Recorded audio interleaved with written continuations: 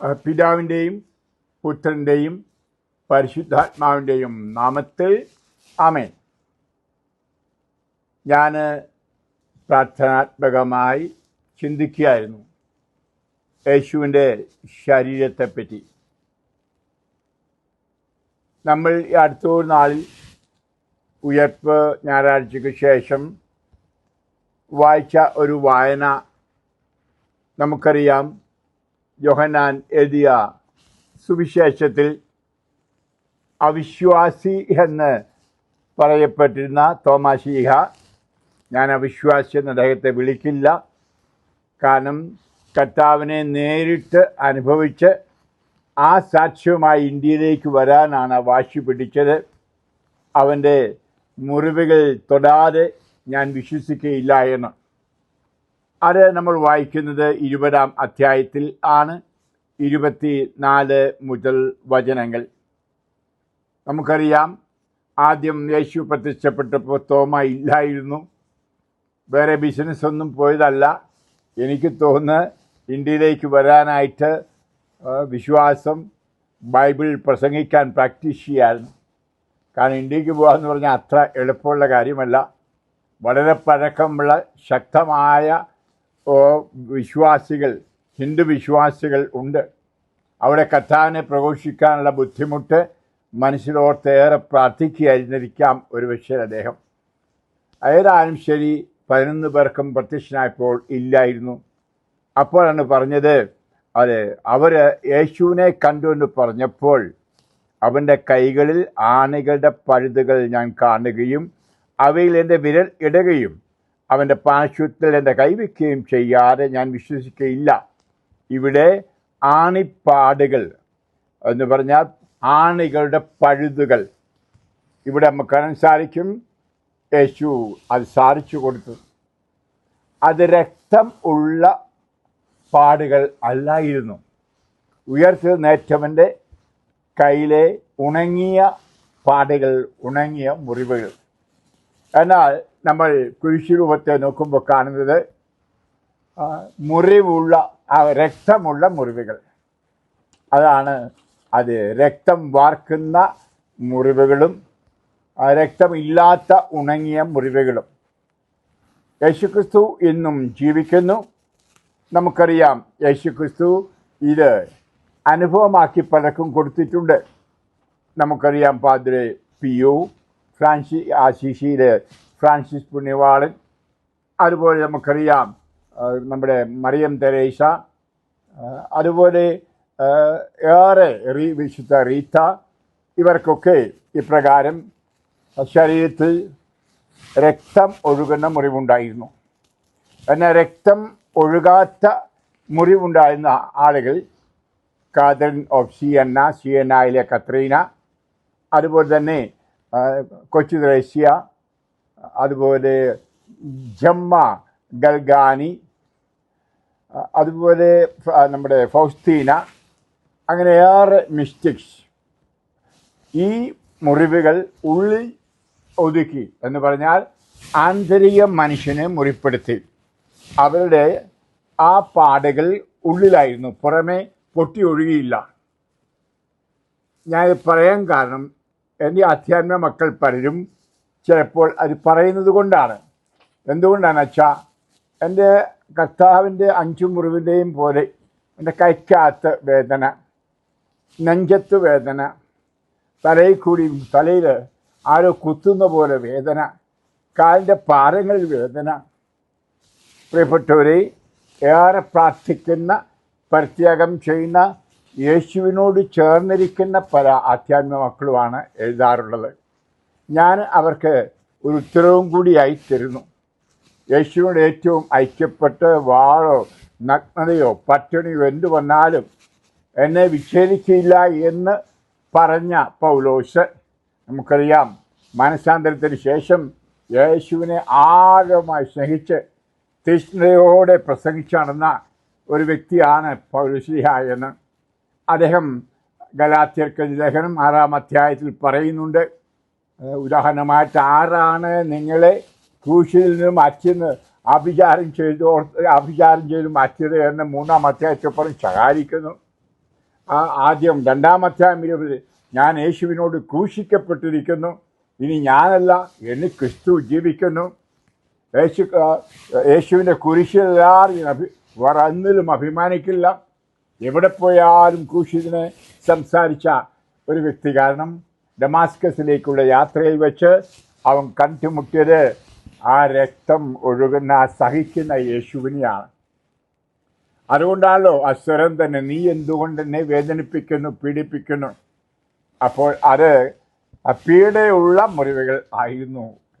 അപ്പോൾ യേശു ക്രിസ്തു ഇന്നും ജീവിക്കുന്നു ഈ 2 മുറിവുകളോടുകൂടി. യേശു ജീവിക്കുന്നു എന്ന സത്യമാണല്ലോ നമ്മൾക്ക് ഉയർപ്പിൻ്റെ വലിയ സന്ദേശവും. നമ്മൾ ഗലാത്യർ 6:17 വായിക്കുന്നു, ഞാൻ എൻ്റെ ശരീരത്തിൽ യേശുവിൻ്റെ മുറിവുകൾ ധരിക്കുന്നു. ഞാൻ ധ്യാനിക്കുകയായിരുന്നത്. അതേസമയം പൗലോസ്ലീഹായുടെ പടത്തിലൊന്നും ഈ 5 മുറിവുകൾ ഫ്രാൻസിസ് അസീസിയുടെയോ അല്ലെങ്കിൽ പാദ്രെ പിയോടെ പോലെ കാണുന്നില്ല. അതേസമയം മുറിപ്പാടുകൾ അദ്ദേഹം സഹിച്ചു, മുറിവുകൾ ധരിച്ചു. ഞാൻ പറയും, പൗലോസിൻ്റെ ആന്തരിക മനുഷ്യൻ, ആന്തരിക ശരീരം. അടുത്തൊരു നാളിൽ എൻ്റെ പ്രസംഗങ്ങൾ പലതും നിങ്ങൾ കേട്ടു. നമുക്കൊരു ബാഹ്യ മനുഷ്യനുണ്ട്, ഒരു ആന്തരിക മനുഷ്യൻ ഉണ്ട്. അപ്പോൾ ഈ ആന്തരിക മനുഷ്യനാണ് കണിശമായിട്ട് ഈ വേദന ഏറ്റെടുത്ത് സഹിക്കുന്നത്. അത് ചില ആളുകൾക്കത് ശാരീരികമായിട്ട് പുറത്തേക്ക് വരുന്നു, ശരീരം പൊട്ടി ഒഴുകുന്നു. ഫ്രാൻസിസ് അസീസിയെപ്പോലെയോ പിയോയെപ്പോലെ രണ്ടും ഒന്ന് തന്നെയാണ്. മുറിവുകൾ യേശുവിൻ്റെ തന്നെ ആണ്. പ്രിയപ്പെട്ടവർ, നമ്മൾ വായിക്കുന്നു കൊളോസ്യർ 1:24 ഇതേ സംബന്ധിച്ച് പൗലോസ് തന്നെ പറയുന്നത്. കൊളോസ്യർക്ക് ലേഖനം 1:24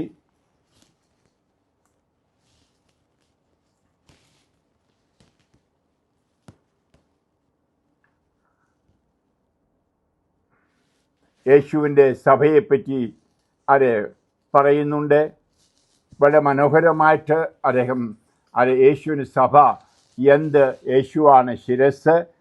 നമ്മൾ യേശുവിൻ്റെ സഭയാകുന്ന ആ ശിരസിലെ അവയവങ്ങളാണ്. യേശുവും സഭയും ഒന്നാണ് എന്നൊക്കെ പറയുന്ന ആ അധ്യായമാണ് അത്. 24-ാം വചനത്തിൽ നമ്മൾ ഇപ്രകാരം അദ്ദേഹം എഴുതിയിരിക്കുന്നത് നമുക്ക് വായിക്കാൻ കഴിയും.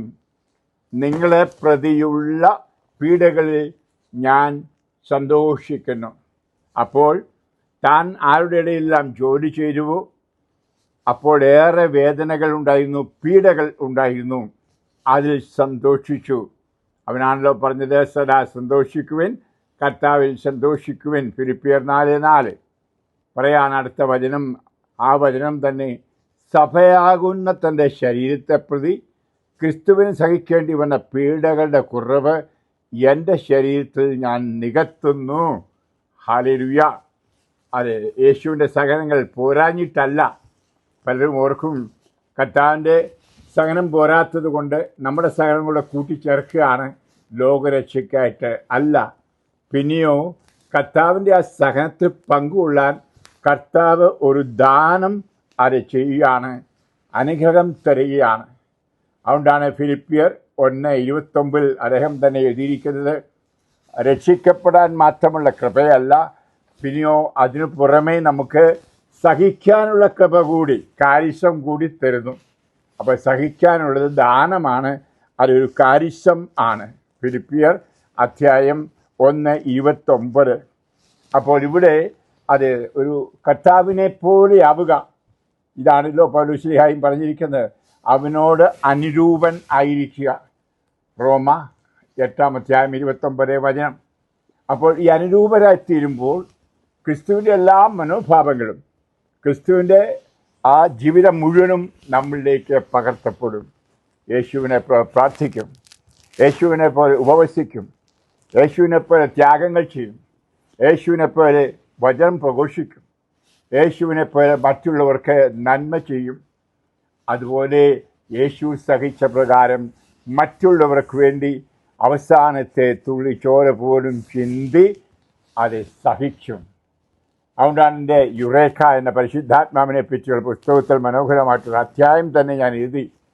ആർക്കും ഇഷ്ടമില്ലാത്ത വരദാനം എന്ന്. ഭാഷാവരം വേണം, രോഗശാന്തി വരം വേണം, ഇങ്ങനെ പ്രഘോഷണവരം എല്ലാം പ്രാർത്ഥിക്കും. എന്നാൽ സഹനവരം തരണമേ എന്ന് കർത്താവിനോട് പ്രാർത്ഥിക്കുന്നവരുണ്ടോ? അതിനുവേണ്ടി പ്രാർത്ഥിക്കണമെന്നല്ല ഞാൻ ഈ പറയുന്നത്. പ്രിയപ്പെട്ടവരെ, അത് നമുക്കറിയാം, ചില വിശുദ്ധരൊക്കെ ഈ സഹനങ്ങൾ സ്വയം ഏറ്റെടുക്കുമായിരുന്നു. നമുക്കറിയാം, ആ ചാട്ടവാറുകൊണ്ട് സ്വയം അടിക്കുന്നവർ, മുള്ളെ കടന്നവർ, അത് മുള്ളിക്കടന്ന് ഉരുണ്ടവർ, അല്ലെങ്കിൽ പാറപ്പുറത്ത് മുട്ട നിൽക്കുന്നത്, മണലിൽ മുട്ട നിൽക്കുന്നത്, ഇങ്ങനെ ആറ് പരിത്യാഗങ്ങൾ എടുത്ത് യേശുവിൻ്റെ സഹനത്തോട് ഐക്യപ്പെടാൻ പരിശ്രമിച്ച ധാരാളം പേരുണ്ടായിരുന്നു. ഞാൻ സ്റ്റിഗ്മാത്ത എന്ന് പറയുന്നില്ല. പിന്നെയോ യേശുവിനോട് ജീവിക്കുന്നവർക്കും യേശുവിനെ പ്രഘോഷിക്കുന്നവർക്കും കൊടുക്കുന്ന സഹനദാനം എന്ന് ഞാൻ പറയും. പലരും എന്നോട് ചോദിക്കാറുണ്ട്, അച്ഛൻ്റെ ആ ശരീരത്തിലെ മുറിവുകൾ എന്താ, സ്റ്റിഗ്മാത്ത ആണോ? സ്റ്റിഗ്മാത്ത എന്ന് പറഞ്ഞാൽ യേശുവിൻ്റെ 5 മുറിവുകളും കിട്ടിയവർ. അത് നമുക്കറിയാം, ആ ഫ്രാൻസിസ് അസീസിയും പാദേ പിയോയൊക്കെ ആയിരുന്നു. പ്രിയപ്പെട്ട, അതിന് ഞാൻ പലപ്പോഴും ആര് ചോദിച്ചാലും പറയും, അതിനുള്ള വിശുദ്ധിയോ നന്മയോ എനിക്കില്ല. എന്നാൽ കഴിഞ്ഞ 50-ൽ പരം വർഷം ഞാൻ കർത്താവിൻ്റെ വചനം പ്രഘോഷിക്കുന്നു. അപ്പോൾ കർത്താവ് തന്നെ സാക്ഷ്യപ്പെടുത്തുകയാണ് മറ്റുള്ളവരോട്, എന്നിൽ കൂടി നിനക്ക് വിശുദ്ധിയിലേക്ക് വരണമെങ്കിൽ സഹനം വേണം. പൗലോസ്ലീഹ എഴുതിയിരിക്കുന്നത് പോലെ സ്വർഗരാജ്യത്തിൽ പ്രവേശിക്കണമെങ്കിൽ ഏറെ സഹനങ്ങളിലൂടെ കടന്നു പോകണം. അപ്പസ്തോല പ്രവർത്തനത്തിൽ അവർ അപ്പസ്തോലന്മാർ പറഞ്ഞത് അതാണ്. അവരുടെ അനുഭവം അതായിരുന്നു. അവരും സ്വർഗരാജ്യത്തെ ലക്ഷ്യമാക്കിക്കൊണ്ട് പോയത് ഈ സഹനങ്ങളിലൂടെ ആണ്. അതുകൊണ്ടാണ് പറഞ്ഞത് സഹിക്കണം. അത് വ്യക്തമായി മറ്റുള്ളവർക്ക് പ്രകടമാക്കാനായിട്ടാണ് ഇപ്രകാരം കർത്താവ് ഈ അടയാളം കൊടുക്കുന്നത്. അല്ലാതെ ഈ എല്ലാവരുടെയും ശരീരത്തിലുണ്ടാകുന്നതെല്ലാം സ്റ്റിഗ്മാത്ത എന്ന് പറഞ്ഞാൽ യേശുവിൻ്റെ 5 മുറിവാണെന്ന് ധരിക്കരുത്. ചിലർക്ക് എന്നോട് ചോദിക്കാണ്ട് ഈശോയുടെ മുറിവാണോ? അല്ല, ഇത് മഞ്ഞാക്കളച്ചൻ്റെ മുറിവാണ് എന്ന് ഞാൻ പറയും. ഞാൻ പാപിയായതുകൊണ്ടും എൻ്റെ പാപത്തിൻ്റെ പരിണിത ഫലമായിട്ടും മറ്റുള്ളവരുടെ പാപങ്ങളുടെ പരിണിത ഫലമായിട്ടും എൻ്റെ വിശുദ്ധിക്കും മറ്റുള്ളവരുടെ വിശുദ്ധിക്കും കർത്താവ് തരുന്ന ദാനം. ഇത് ഇന്ന് ഏറെപ്പേർ കൊടുക്കുന്നതായിട്ട് എനിക്ക് കാണുന്നത് കൊണ്ടാണ് ഞാൻ ഈ വീഡിയോ പറഞ്ഞത്. നിങ്ങൾക്ക് ഒരു ഗൈഡ് ലൈൻസ്, നിങ്ങൾക്ക് ഒരു ഉപദേശമായിട്ട് പരിഭ്രമിക്കരുത്. ഈശോ നിങ്ങൾക്ക് ഒരു ദാനമാണ്, സന്തോഷിക്കണം. അത് കർത്താവ് ദാനമെങ്കിൽ നിശ്ചയമായിട്ടും നിങ്ങൾ പരിഭവിക്കരുത്, അല്ലെങ്കിൽ ദൈവത്തെ കുറ്റപ്പെടുത്തരുത്, വെറുവിറുക്കരുത്. എപ്പോഴും സന്തോഷത്തോടെ ഇരിക്കണം. പൗലോസ്ലീഹ പറഞ്ഞതുപോലെ സഭയെ പ്രതിയുള്ള സഹനം സന്തോഷത്തിൻ്റെതായിരിക്കണം. അപ്പോൾ സഭ ഇന്ന് ഏറെ പീഡനങ്ങളിലൂടെ കടന്നു പോകുന്നു. നമുക്കറിയാം, സഭാ മക്കൾ സഭ വിട്ടുപോകുന്നു, വിശ്വാസം വിട്ടുപോകുന്നു. മാത്രമല്ല, സഭയെപ്പറ്റി തിന്മയായി സംസാരിക്കുന്നു. സഭ ചെറുതായി വന്നുകൊണ്ടിരിക്കുന്ന ഒരു കാലഘട്ടം. ആ സഭയുടെ വിശുദ്ധീകരണത്തിൻ്റെ ഒരു കാലഘട്ടമാണ്, പരിവർത്തനത്തിൻ്റെ ഒരു കാലഘട്ടമാണ്, തനിക്കുള്ളവരെ മാറ്റി നിർത്തുന്ന ഒരു കാലഘട്ടം. ഇവിടെ അവിടുത്തോടുകൂടി സഹിക്കാനുള്ള ദാനം ഏറെ പേർക്ക് കൊടുക്കുന്നുണ്ട്. പ്രകടമായിട്ടുള്ളതായിരിക്കാം, അഥവാ ആന്തരിക മനുഷ്യന് ആന്തരിക ശരീരത്തിൽ കർത്താവ് കൊടുക്കുന്ന മുറിവുകൾ. പുരുഷ കുത്തായിട്ട് ആരോ കുത്തുന്ന പോലെ, അല്ലെങ്കിൽ ആരോ അടിക്കുന്ന പോലെയൊക്കെയുള്ള അനുഭവങ്ങൾ. അപ്പോൾ പിശാചാണ് എന്ന് ചിന്തിക്കരുത്. കാരണം ഏറെ പിശാചിനെ പറ്റി പറയുന്ന കാലവും വിടുതൽ പ്രാർത്ഥനയൊക്കെ നടത്തുന്ന കാലമാണ്. അതിനൊരു വിടുതൽ പ്രാർത്ഥനയ്ക്കും പോകരുത്. അത് സന്തോഷത്തോടെ സ്വീകരിച്ച് നിൻ്റെ വിശുദ്ധീകരണം പ്രാപിക്കുക. നീ അറിയുന്നവരുടെ സഭയുടെയും വിശുദ്ധീകരണം പ്രാപിക്കുക. എന്നെപ്പോലെ വചന ശുശ്രൂഷയിൽ വ്യാപൃതരായിരിക്കുന്ന ഏറെ പേർക്ക് അനുഭവമുണ്ട്. എന്നെപ്പോലെ ഇതുപോലെ പരസ്യമായിട്ട് പറയുകയില്ലായിരിക്കും. ഞാനെല്ലാം തുറന്ന് പറയുന്നവനാണെന്ന് നിനക്കറിയാം. അതുകൊണ്ട് പ്രിയമുള്ളവർ, അത് കർത്താവിൻ്റെ 2 തരത്തിലുള്ള സഹനങ്ങൾ, അഥവാ മുറിവുകൾ, ചോര ഒഴുകുന്ന മുറിവും അത് ഉണങ്ങിപ്പോയ മുറിവും, തോമാശ്ലീഹായെ കാണിച്ചതുപോലെ ആ ആണിപ്പഴുതുകൾ കാണിച്ചു എന്ന് യേശു ഇന്നും നമ്മുടെ മധ്യത്തിൽ വസിക്കുന്നത് ആ മുറിവുകൾ വഹിച്ചുകൊണ്ടാണ്. ആ രക്തം ചിന്താത്ത മുറിവുകൾ നമ്മളെ സുഖപ്പെടുത്തുന്നു. അനുഗ്രഹങ്ങൾ നൽകി നമ്മൾക്ക് ഉത്ഥാനത്തിൻ്റെ ജീവിതം തരുന്നു. ഒരുപക്ഷെ നമ്മുടെ കുറവുകൾ ഏറ്റെടുത്ത് അതിന് പരിഹാരം ചെയ്യുവാൻ, മറ്റുള്ളവരുടെ ഇത് പരിഹാരമായി തീരുവാൻ. ഞാനെപ്പോഴും എൻ്റെ ധ്യാനത്തിൽ സംബന്ധിക്കുന്നവരെയും ഞാൻ സഹിക്കുന്നവരെയും എല്ലാം മനസ്സിൽ കണ്ടുകൊണ്ട് അവരുടെ സഹനങ്ങൾ മാത്രമല്ല പാപങ്ങൾ കൂടി ഏറ്റെടുത്ത് അത് കർത്താവിനെ ഞാൻ പ്രാർത്ഥിക്കും. യേശു പറഞ്ഞൊരു വാക്ക് മറക്കരുത്. പലതവണ അപ്പസ്തലന്മാരോട് പറഞ്ഞത്, എനിക്ക് ജെറുസലേമിൽ പോകണം, സഹിക്കണം, കുരിശിൽ തറയ്ക്കപ്പെടണം, 3-ാം ദിവസം ഞാൻ ഉയർത്തെഴുന്നേൽക്കും. ഇതാണ് അത് ക്രിസ്തീയ ജീവിതം. ഞാൻ അത് എൻ്റെ നോയമ്പുകാല ധ്യാനത്തിലൊക്കെ ഇത് പറഞ്ഞതാണെങ്കിലും ഒരു ചെറിയ വീഡിയോ കൂടി അത് പറയുകയാണ്. നിശ്ചയമായിട്ടും നമുക്കും ജെറൂസലേമിൽ പോകണം. ഭൂമിശാസ്ത്രപരമായിട്ട് വിശുദ്ധാർത്ഥി പോകുന്ന അല്ല ഞാൻ പറയുന്നത്, പോകുന്ന നല്ലതാണ്. ഞാൻ പിന്നെയോ ആ ജെറൂസലേം എന്ന് പറയുന്നത് സഹനത്തിൻ്റെ ഒരു രാജ്യം, സഹനത്തിൻ്റെ പട്ടണമാണ്. അവിടെയാണ് യേശു ക്രൂശിതനായത്, അവിടെയാണ് അപ്പസ്തലന്മാർ ക്രൂശിതരായത്. നമുക്കറിയാം പല ക്രിസ്ത്യാനികളും ക്രൂശിതരായത്. അതുകൊണ്ടാണ് ഈശോ പറഞ്ഞത്, എനിക്ക് ജെറൂസലേമിൽ പോകണം, അവിടെ ക്രൂശിക്കപ്പെടണം, എന്നിട്ട് ഉത്ഥാനം ചെയ്യപ്പെടും. പ്രിയപ്പെട്ടവർ, അപ്പോൾ നമ്മളെ കൂടുതൽ ഉത്ഥാനത്തിൻ്റെ അനുഭവത്തിലേക്ക് നയിക്കുവാനാണ് തരുന്നത് ഈ സഹനങ്ങൾ. പക്ഷേ അവരെ പരിഭവിക്കാതെ കുറ്റപ്പെടുത്താതെ കർത്താവിനെ സ്തുതിച്ചുകൊണ്ട് നന്ദി പറഞ്ഞുകൊണ്ട് സന്തോഷം അനുഭവിച്ച് അത് മറ്റുള്ളവർക്ക് ഏറെ പ്രാർത്ഥിച്ചുകൊണ്ടും വേണം ഈ ആന്തരിക അനുഭവം അനുഭവിക്കുവാൻ. അത് മറക്കരുത് നിങ്ങൾ. അത് യേശുവിനോട് നന്ദി പറയുക. ഇങ്ങനെ ഈശോ ദാനം തരികയാണ് എങ്കിൽ പിന്നെ ഇങ്ങനെയൊക്കെ കിട്ടുന്നവർക്ക് ഒരു ആധ്യാത്മ ഗുരു ഉള്ളത് നല്ലതാണ്. ഒരു നല്ല വൈദികനെ സമീപിച്ച് എങ്കിൽ ആ വൈദികനോ സഹായിക്കാൻ കഴിയും, ഗൈഡ് ചെയ്യാൻ കഴിയും, നേർവഴിക്ക്. അതെ, പിശാചും ഇപ്രകാരം ചെയ്യാം. വേണമെങ്കിൽ 5 മുറിവും പിശാചിനെ കൊണ്ട് തരാൻ പറ്റും. അത് ഡിസേൺ ചെയ്യണം, തിരിച്ചറിയണം. അതിനുവേണ്ടി ഒരു നല്ല ആത്മാവ് നിറഞ്ഞ ഒരു വൈദികനോ സന്യാസിയോ അൽമേനിയായാലും നിങ്ങൾ നയിക്കാൻ കഴിയും. നേരെ പരിശുദ്ധാത്മാവ് നിറഞ്ഞ ആളുകൾ ഉണ്ട്. അതുകൊണ്ടാണ് എനിക്ക് പറയുവാൻ ഉള്ളത്. അപ്പോൾ സഹനം അതിൽ തന്നെ ഒരു ശുശ്രൂഷയും കൂടി ആണ്. കൊച്ചു ദർശിയായ പോലെ അവൾ ഇന്ന് മിഷണറിമാരുടെ മധ്യസ്ഥയാണ്. ഒരു മിഷനും പോയില്ല, ഒരു വചനപ്രഘോഷത്തിനും പോയില്ല. എന്നാൽ അവിടെ ശരീരത്തിലെ സഹനങ്ങൾ യേശുവിൻ്റെ സഹനത്തോട് ഏറ്റെടുത്തുകൊണ്ട് യേശുവിനെയും കൊണ്ട് ആരെല്ലാം പോകുന്നുവോ വചനപ്രഘോഷണത്തിന്, അഥവാ കർത്താവിന് സുവിശേഷം കൊടുക്കുവാൻ, അവർക്ക് വേണ്ടി അവൾ സഹിച്ചു. അങ്ങനെയാണ് അവൾ വലിയ പ്രേക്ഷിതയായത്, വചനപ്രഘോഷകയായത്. അത് മറക്കരുത്. അത് അങ്ങനെ ധാരാളം പുരുഷ ആ ദാനം അത് ആഗ്രഹിച്ച് പ്രാർത്ഥിച്ചു, കുഴപ്പമില്ല. സഹനം തരണമേന്ന് പറഞ്ഞിട്ട് കിട്ടിക്കഴിഞ്ഞിട്ട് പരിഭവിക്കാനായിട്ടുള്ളതല്ല. ഞാൻ എൻ്റെ ജീവിതത്തിൽ ഒരിക്കലും സഹനം പ്രതീക്ഷിച്ചില്ല, ഞാൻ ആഗ്രഹിച്ചുമില്ല. എൻ്റെ മനസ്സെപ്പോഴും പട്ടസുഖം. പഠിക്കുന്ന കാലത്ത് സെമിനാരിയിലും ആദ്യകാലത്തെ എൻ്റെ വൈദിക ജീവിതത്തിലും ആഗ്രഹിച്ച് സുഖമായ ശാപ്പാട്, സുഖമായ മുറി, സുഖമായ മോട്ടോർ സൈക്കിൾ, കാർ, ഇതൊക്കെയായിരുന്നു. എന്നാൽ കർത്താവ് എന്നെ അവിടെ താഴേക്ക് വിട്ടു. അത് ഇന്ന് അതൊന്നും ഇല്ലാത്തവനായി തീർന്നു. അതെനിക്ക് സന്തോഷമേ ഉള്ളൂ. മാത്രമല്ല, എനിക്കിഷ്ടമില്ലാതെ ആ സഹനങ്ങളെല്ലാം അത് കർത്താവ് തന്നതിൽ ഞാൻ ആനന്ദിക്കുകയാണ്. ആദ്യം എനിക്ക് കിഡ്നി രോഗമായി കാരിത്താസ് ആശുപത്രിയിൽ കിടക്കുമ്പം എനിക്ക് പറ്റില്ലായിരുന്നു. എനിക്ക് പറ്റില്ല എന്ന് ഞാൻ പറയുമായിരുന്നു. അമ്മയോടും എന്നെ നോക്കിയവരോടെല്ലാം മടുത്തു എന്ന്. ആ കിഡ്നിയുടെ വൃക്കയുടെ വേദനയായിരുന്നു. എന്നാൽ ഇന്ന് ഏതെല്ലാം സഹനം വന്നാലും യേശുവെ സ്തോത്രം, യേശുവെ നന്ദി എന്ന് ഞാൻ പറയുന്നുണ്ട്. മാത്രമല്ല, ഈ സഹനങ്ങൾ എന്നെ ബലപ്പെടുത്തുകയാണ്. എൻ്റെ ആന്തരിക മനുഷ്യനെ അഥവാ എൻ്റെ ആന്തരിക ശരീരത്തെ ബലപ്പെടുത്തുന്നു.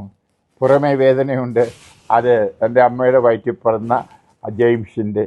എന്നാൽ ആത്മാവിലൂടെ സഭയിൽ പിറന്ന ജെയിംസ് അതൊന്നും ബാധിക്കുന്നില്ല. ശക്തനാണ്, സന്തോഷവാനാണ്. അങ്ങനെ ഒരു ജീവിതത്തിലേക്ക് അത് നമുക്ക് പ്രവേശിക്കാം. അതാണ് പരസ്നേഹത്തിൻ്റെ ജീവിതം. ഒരിക്കലും നമുക്ക് കൊടുക്കാം പണമോ പൊന്നോ ഒന്നുമില്ല എങ്കിൽ ഈ സഹനം കൊടുത്ത് രക്ഷിക്കുക, മറ്റുള്ളവർക്ക് രക്ഷ കൊടുക്കുക. അതാണ് ഏറ്റവും വലിയ അനുഗ്രഹം, അതാണ് ഏറ്റവും വലിയ ദാനം, സമ്മാനം. അതുകൊണ്ട് നമുക്കറിയാം, ഈശോ ഈ സഹിച്ചതെല്ലാം നമ്മുടെ രക്ഷാപ്രതിയായിരുന്നു. അപ്പോൾ ആ രക്ഷയോട് കൂടെ അതെ ആ സഹനത്തോടു കൂടി ചേർന്ന് ആ ഞാൻ എൻ്റെ ഭാഷയെ പറഞ്ഞാൽ സഹരക്ഷകർ, തെറ്റിദ്ധരിക്കരുത്.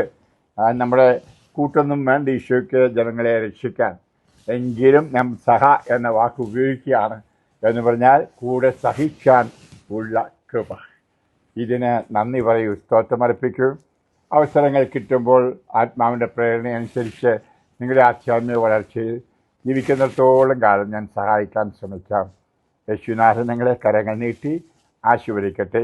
കർത്താവിൽ കേട്ട എൻ്റെ ആധ്യാത്മിക മക്കളെ പ്രത്യേകമായി അർപ്പിക്കുന്നു. ക്രൈസ്തവരോ അക്രൈസ്തവരോ ആര് കേട്ടാൽ യേശുവിൽ വളരാനുള്ള കൃപ ഇത് കേൾക്കുന്നവർക്ക് നൽകണമെന്ന് ഞാൻ പ്രാർത്ഥിക്കുന്നു. യേശുവിൻ്റെ മുറിവുകളിലേക്ക്, ആ രക്തം ചൊരിയുന്ന ആ പച്ച മുറിവുകളിലേക്കും അഥവാ ഉണങ്ങി വരേണ്ട ആ മുറിവുകളിലേക്കും ഓരോരുത്തരും ഞാൻ സമർപ്പിക്കുന്നു. യേശുവെ നന്ദി, യേശുവെ സ്തോത്രം. ഇവരെ ആശീർവദിക്കൂ, വിശുദ്ധീകരിക്കൂ. പിതാവിൻ്റെയും പുത്രൻ്റെയും പരിശുദ്ധാത്മാവിൻ്റെയും നാമത്തിൽ ആമേൻ. Praise the Lord. ഹല്ലേലൂയ.